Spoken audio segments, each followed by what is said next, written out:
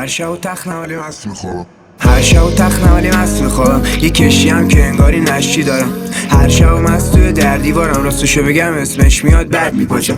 هنو لاشی بود تو رو میده اتاقم، پژمرده شدم من شبی گلامم. توی یه هفته چجوری شدی غریبه با من، یه جوری پیچوندی منو که هنو سرگیجه دارم. هنو هر جا میرم میگم آره حالم بده، حالشو گرفتم حتی اون که با هم حرف زده. تموده خودم گرفتم که هر دست نره. این پسر دیگه همیشه کم حرفتره، یه بی وجود خنجرشو به قلبم زده. وجودم پیشتون همیشه کم رنگ تره، موندن که لیاقت میخواد بس رفتن. معذرت میخوام اگه یکم لعنم بده.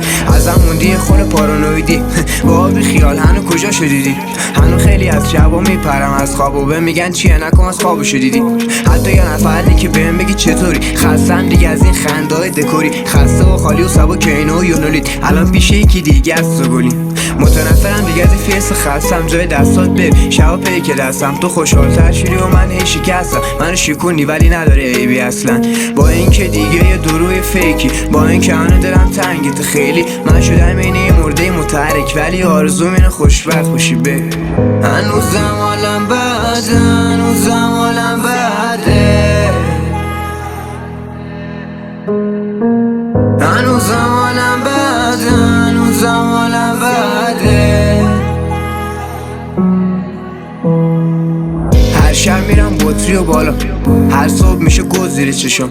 واسه درمون بیخوابی هم دیگه هیچ وقت هیچ قرصی نی داده. روزا عشق میچه که ازم و شبا نیشخند، بعدش میاد ازم تا تراپیستم. نمیدونم چرا اینجوری شده، هرچی من دبترم میشه فنا بیشتر. به کسی بدی نکردم حتی قد ارزنی، تو خیامون دوباره یه نفرم واسه چشام ارزنی. من که تا اینجاش زورمو زدم، برام هم نیت بخوا پوی سرم بگی. نمیدونم بهت بگم یکتم یا چی، ولی هر بار به یادت نصفم پاشید. رفیقام هر روز اینو بهم میگن فکرش نباش، نبود قسمت داشتی. برام هیچ وقت از منطق نگو، چون پسری بودم که هیچی چپش نبود.